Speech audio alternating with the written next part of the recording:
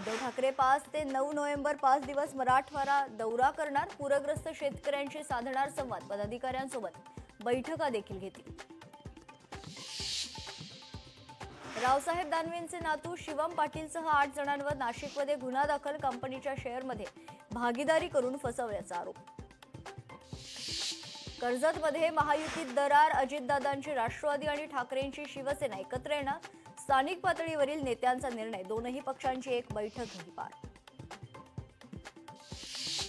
महाविकास आघाडी आणि मनसेच्या सत्याचा मोर्चाच्या आयोजकांवर गुन्हा दाखल. प्रतिबंधात्मक आदेशांचं उल्लंघन केल्यानं गुन्हा दाखल. जमिनीचा व्यवहार रद्द झाल्यानंतर उद्यापासून जैन बोर्डिंग पुन्हा सुरू होणार. मोहोळ आणि धंगेकर यांच्या वादानंतर अखेर हे बोर्डिंग सुरू होणार. त्यामुळे येथील विद्यार्थ्यांची होणारी गैरसोय टळणार.